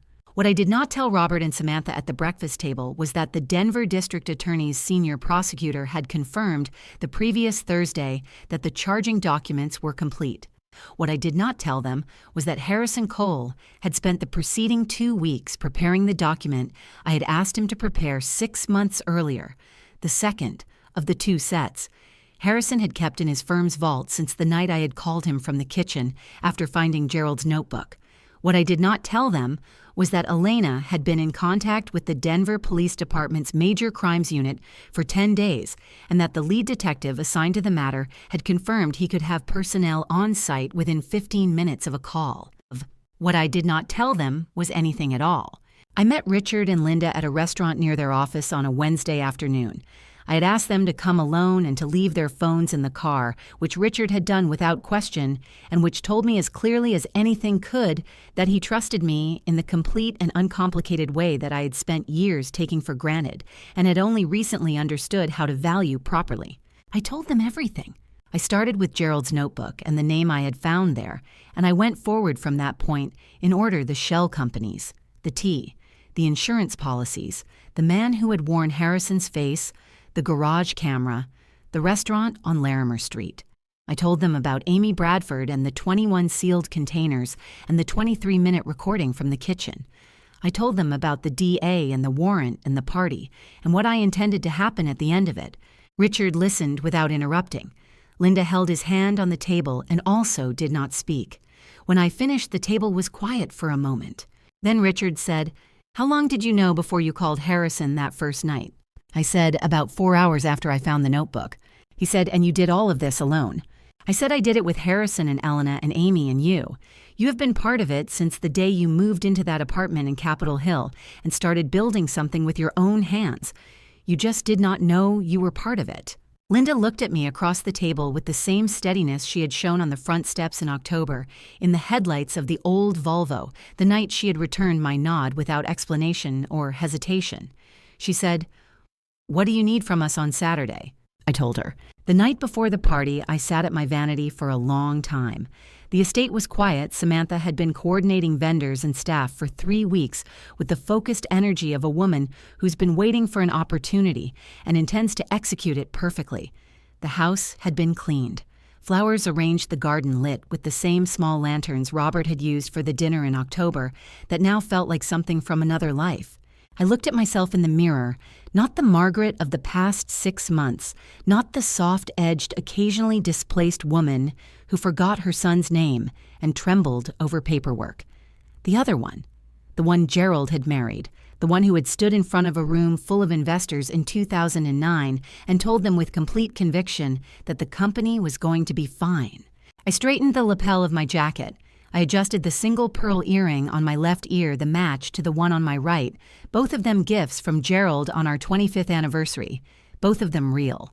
Then I smiled. It was the first time in 6 months that the smile had nothing to do with the performance. Tomorrow I thought I would stop performing. Tomorrow I would simply walk into a room full of 300 people and be exactly who I was, and that after everything would be more than enough. 300 guests.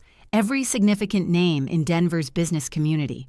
2 people who had no idea they were walking into their own funeral. The first Saturday in May arrived with the particular clarity that the city sometimes produces after a cold spring, the air sharp and clean, the mountains visible all the way to the detail of individual ridgelines, the sky a blue so uniform it looked manufactured. The estate had been transformed over the preceding 3 weeks into something that would have made Gerald uncomfortable and proud in equal measure. Samantha had, I will say this, plainly exceptional taste when she chose to deploy it. The garden was lit from within by 3,000 small lights, threaded through the hedgerows and the mature oaks along the south wall. The main rooms of the house had been dressed with white flowers I did not know the name of and candles in glass vessels that caught and distributed the light in ways that made everything look slightly more significant than it actually was. She had built the stage without knowing what the play was. I watched from my bedroom window as the cars began arriving at 6:15. The valets Gerald had always refused to hire, he had considered them unnecessary, and said so, annually moved the vehicles with the smooth efficiency of a system Samantha had clearly organized in advance. Guests came in pairs and small groups dressed in the manner of people who understood that the occasion warranted their best without having been told so explicitly. Journalists from 2 Denver publications had been placed at Samantha's arrangement near the garden entrance with the understanding that photographs of the evening would be welcomed. She had invited the press. I had been counting on that. I could see Robert from the window as well, standing near the main entrance in a suit that fit him the way expensive things fit people who have never had to think carefully about money. He was shaking hands and laughing and performing the role of the gracious host with a fluency that might have convinced someone who did not know him. His eyes, however, kept moving to the staircase inside the entrance hall. He was watching for me. He was watching for the moment the evening could begin in earnest. Samantha moved through the room the way she always moved, with the proprietary ease of someone who has decided that a space belongs to her and is simply waiting for the paperwork to confirm it. She guided guests toward the bar and the garden and the dining tables with the attentiveness of a woman who understood that hospitality deployed correctly is a form of control. She wore a deep green dress that she had ordered from a boutique in the Cherry Creek district 2 weeks prior. It was objectively a beautiful dress. It was also the dress she had chosen to wear on the night she expected to inherit $340 million. Richard and Linda arrived at 6:47. They came in Richard's car, not the old Volvo, but a newer vehicle I had not seen before, modest and clean, the kind of car chosen by people who think about function before appearance. Richard was wearing a dark suit I did not recognize. Linda wore a dress the color of deep water simply cut, and she wore it the way she wore everything, as though the clothes were incidental to the person inside them. Robert saw them come through the door and did not send anyone to greet them. He watched from across the room as they made their way through the crowd, exchanging quiet words with the guests they passed, and I noticed that several of those guests responded to Richard with a warmth that surprised Robert visibly, a small contraction around his eyes, quickly managed, that told me Richard's professional reputation in Denver had grown considerably more than his brother had been tracking. I came downstairs at 7. The room settled in the way rooms do when something shifts at their center, not silence. The conversations continued. The glasses were raised. The musicians at the far end of the garden played on, but a reorientation, the way a field of sunflowers turns without apparent coordination. I descended the staircase at the pace I had maintained for 6 months, which was no longer a performance, but had become, after so long, simply the pace of a woman who was in no hurry, because she already knew how the evening ended. I wore the pearl earrings. I wore the jacket Gerald had always preferred on me, navy, structured the one I had worn to the meeting where we signed the contract that took the company from regional to national. I wore my own face, which was, after 6 months of wearing something adjacent to it, an unexpected relief. Samantha appeared at my side before I had reached the foot of the stairs. She took my arm with both hands and leaned close, her voice dropping to the register she used when she wanted to communicate urgency without appearing urgent. She said, "It is time, Margaret. Everyone is here. Tell them what you told us about the company, about the future, the announcement you have been preparing." I looked at her. I looked at the room full of people, the board members and the journalists and the old friends and the new ones, all of them holding their glasses and their conversations and their complete ignorance of what the next hour contained. Then I looked at Robert, who had moved to a position near the center of the room with the specific placement of a man who wanted to be visible when something important happened.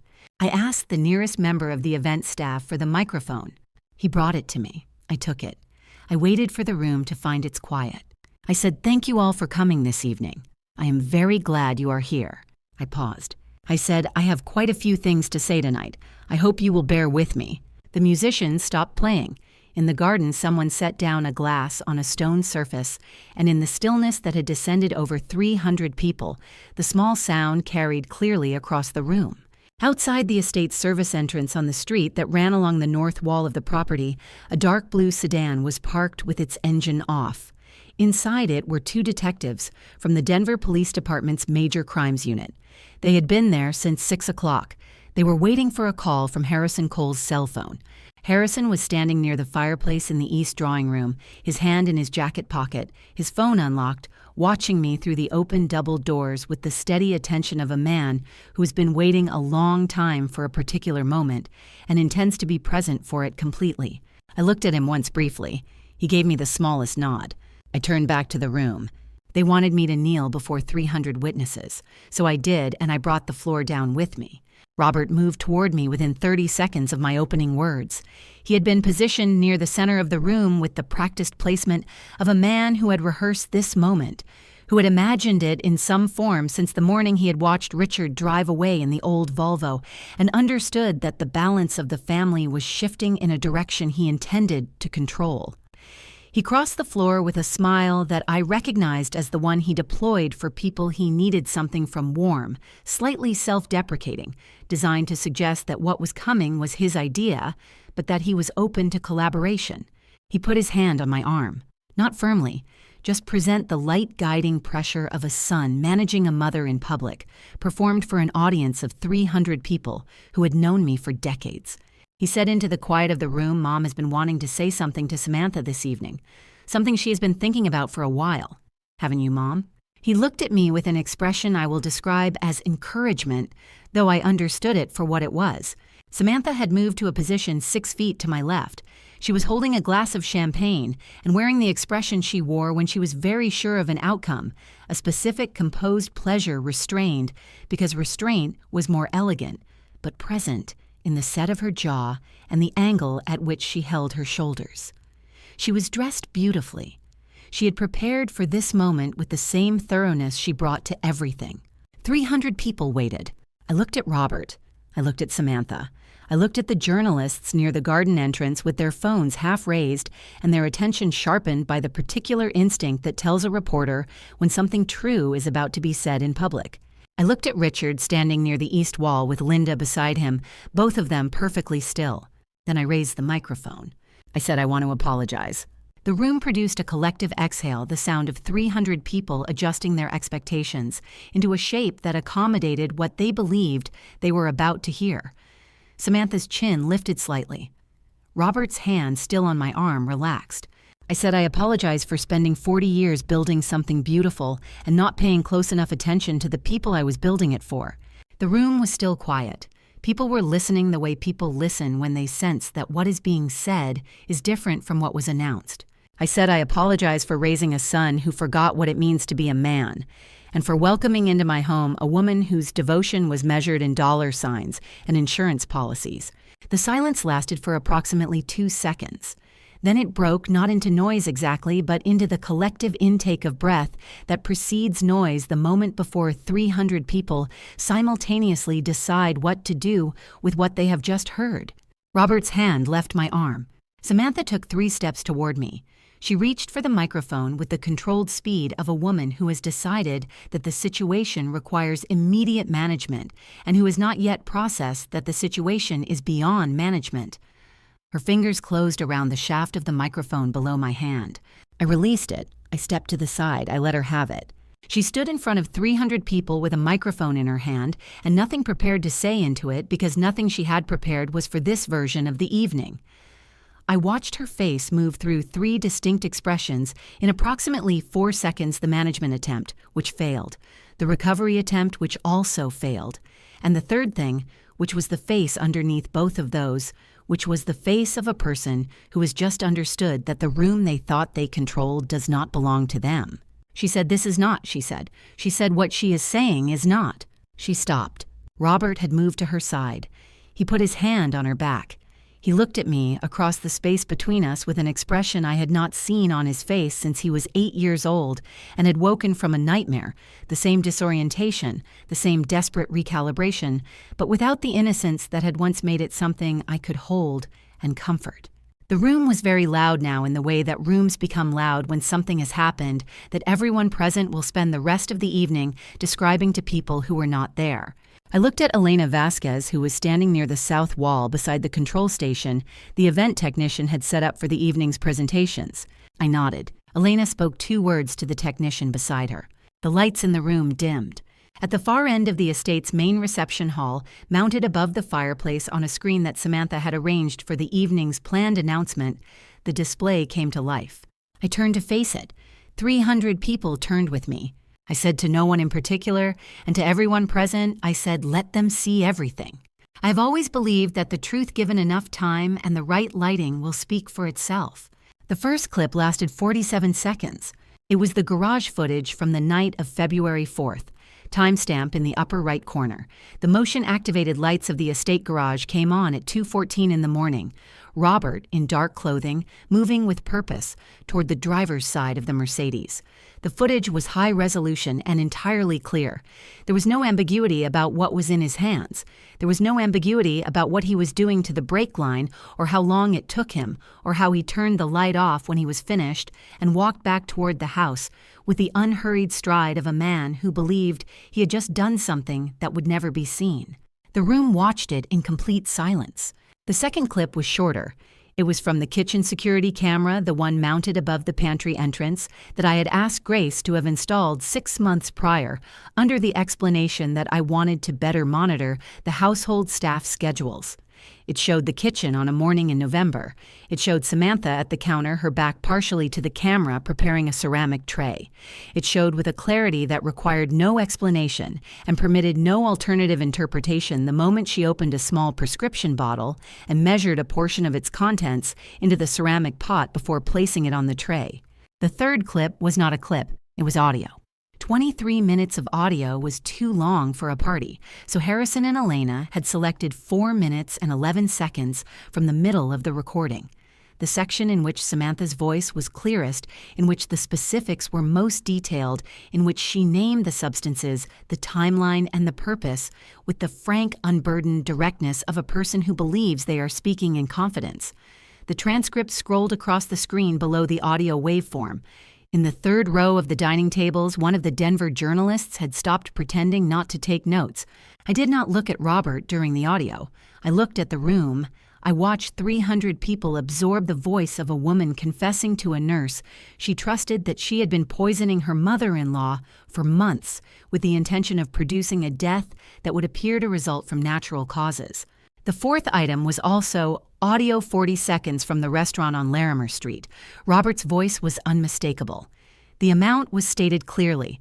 The request was stated clearly. Harrison's response was stated clearly. The sound quality was given that it had been recorded on a phone in an interior jacket pocket excellent. The fifth clip was the sitting room camera from the last day of January. It was 43 seconds long.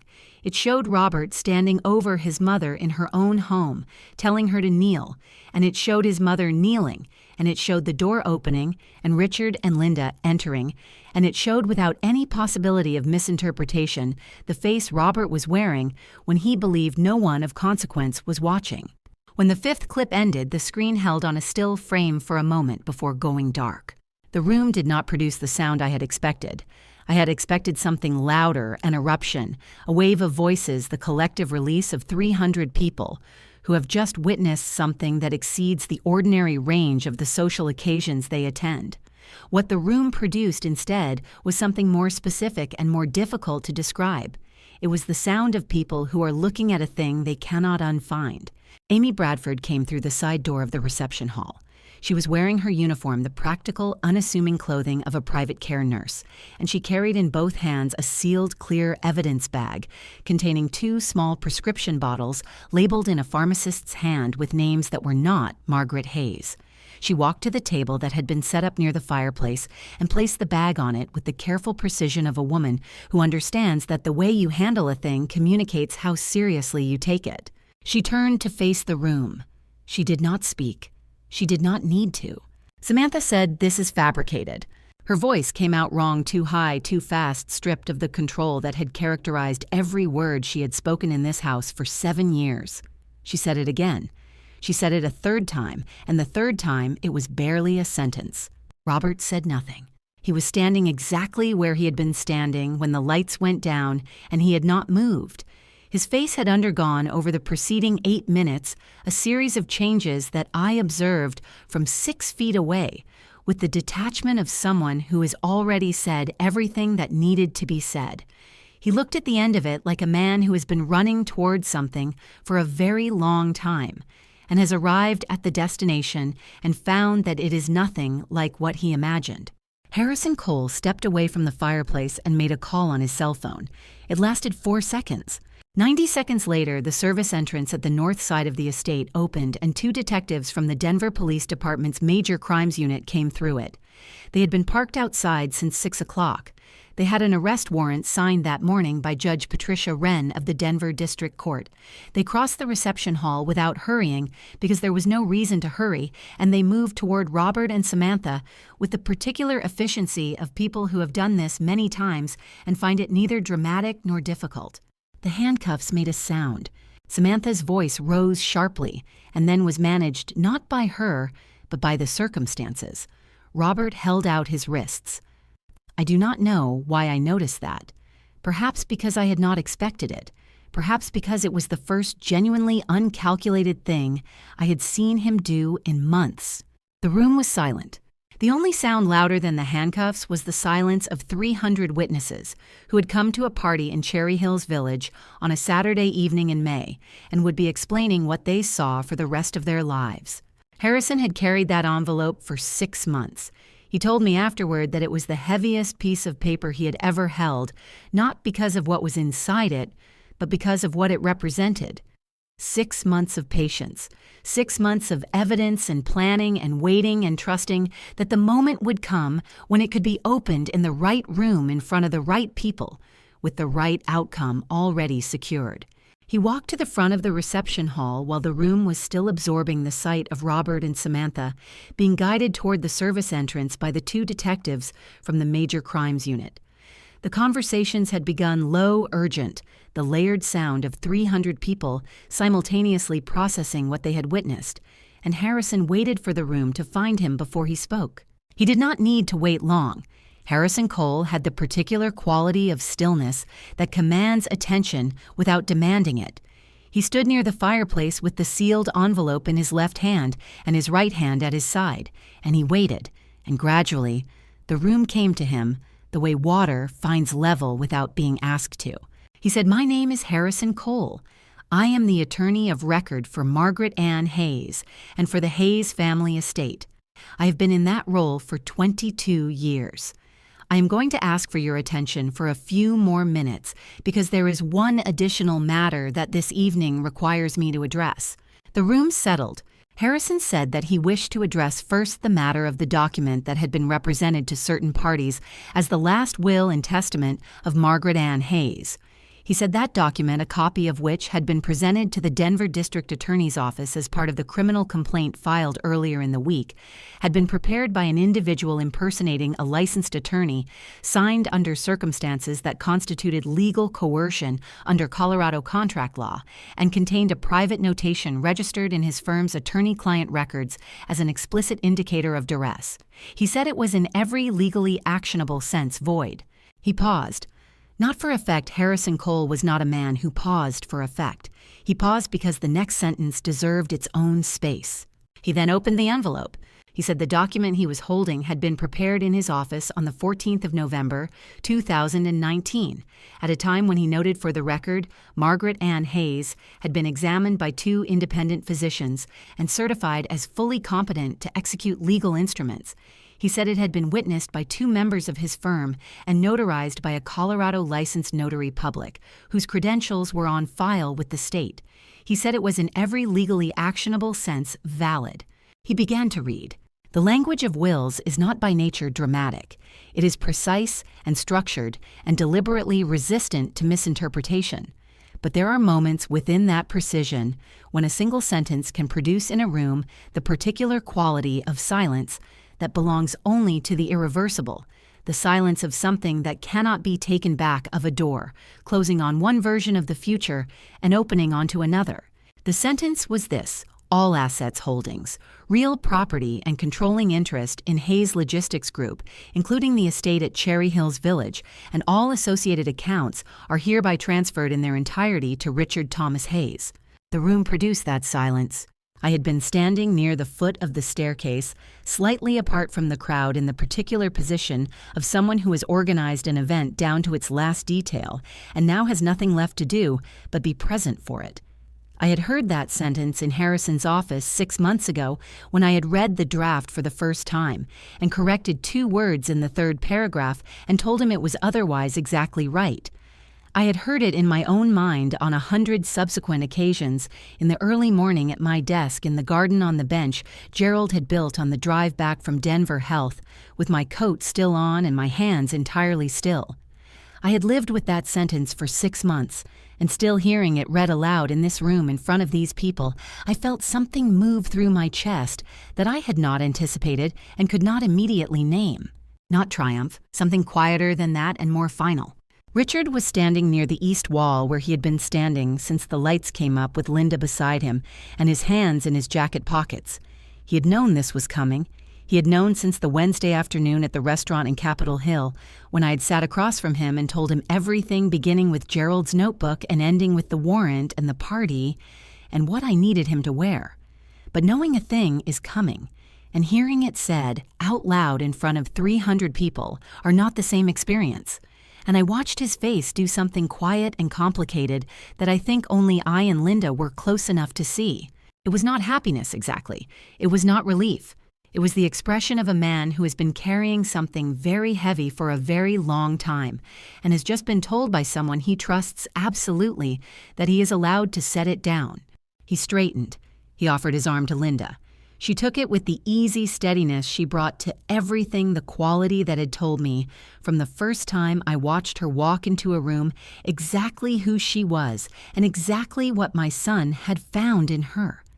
They walked to the front of the room together, and the 300 people in the reception hall of the Hayes estate moved to let them through in the way that crowds move for people who belong where they are going, not parting dramatically, not making a performance of it, simply adjusting as rooms always do around the people who are most real within them. Harrison shook Richard's hand. He held it for a moment longer than a handshake requires. Then he shook Linda's hand. Then he turned back to the room and said there was one further item. He said that Hayes Logistics Group had over the preceding 18 months made a series of private investments in a Denver-based logistics startup operating out of a shared office space in the Capitol Hill neighborhood. He said those investments had been made through a subsidiary vehicle established for the purpose and had totaled across that period approximately $400,000. He said that the startup in question, which he named for the room, had in that time grown to a company with 11 clients, 3 employees, and a revenue trajectory that the company's own accountant had described in a report prepared the previous month as exceptional. He said that the arrangement had been structured at Margaret Hayes' specific instruction as a loan carrying no interest and no repayment obligation. It had never appeared in Robert Hayes' financial reviews because it had been routed through an account he did not have access to and had never thought to look for. He said Mrs. Hayes wanted her son to build something on his own terms. She simply wanted to make sure the ground beneath him was solid enough to build on.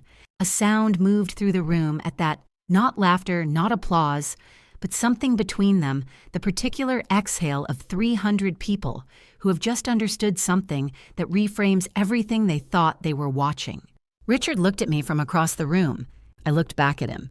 There was nothing either of us needed to say in that moment that had not already been said in 34 years of mornings and phone calls and the particular wordless language that accumulates between a mother and the child who is most like the person she was before the world required her to become something more composed and more careful and more guarded than she would have chosen on her own. I had spent 6 months performing for this room. What passed between Richard and me in that moment was not a performance.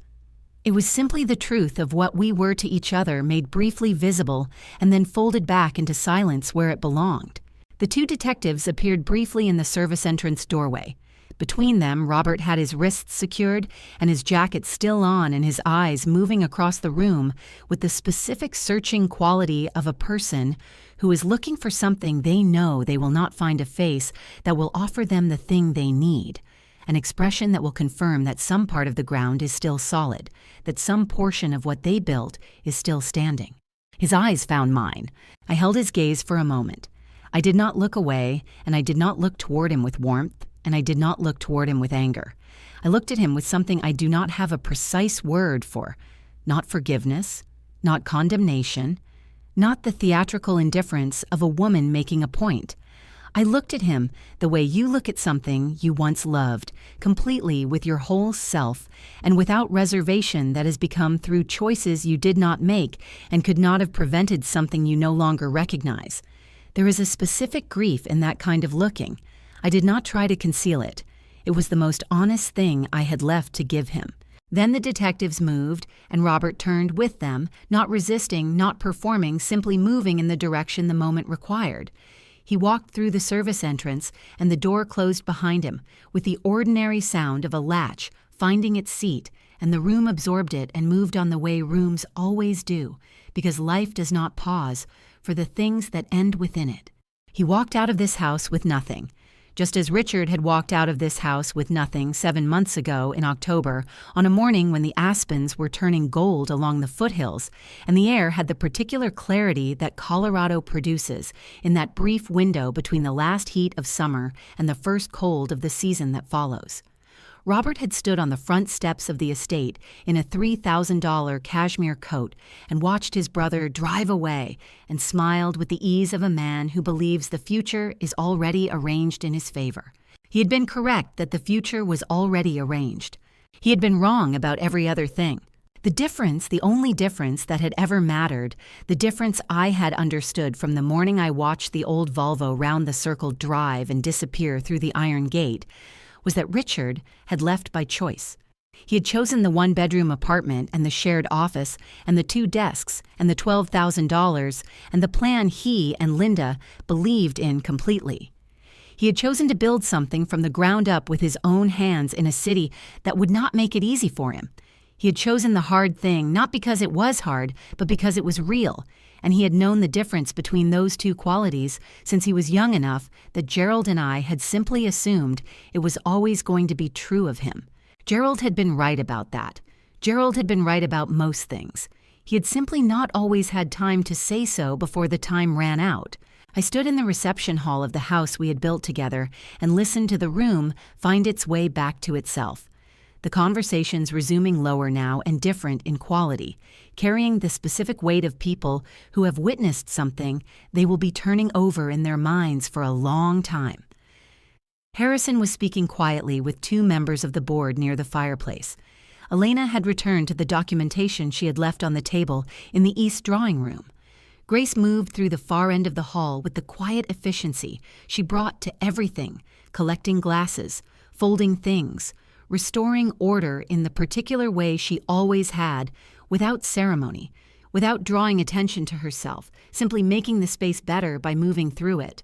Linda appeared at my elbow. She did not say anything. She simply stood beside me for a moment close enough that I could feel the warmth of her presence, and looked out at the room with the same steadiness she brought to every other thing. Then she said, "Come sit down, Margaret." I went with her, because the evening was done and the work was done, and there was nothing left to manage or perform or endure.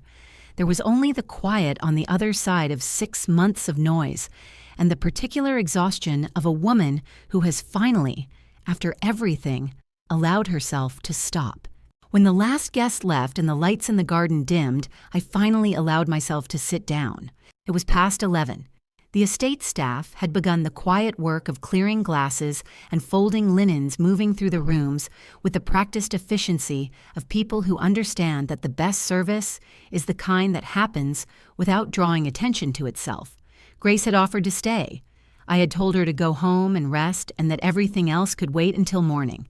She had looked at me for a moment in the way she occasionally did, as though she wanted to say something and had decided against it, and then she had said goodnight and gone. Richard and Linda were still there. Elena was in the east drawing room working through the preliminary documentation that would need to be filed with the Colorado Secretary of State's office by the following Friday to begin the formal transfer of Hayes Logistics Group's controlling interest. Harrison had left an hour prior after confirming that the Denver DA's office would issue a formal statement before 10 o'clock the following morning. I sat in the chair by the south window, Gerald's chair, the one from the study that I had moved downstairs 3 years ago, when I found I could no longer tolerate sitting in the study without him. Richard sat on the low couch across from me.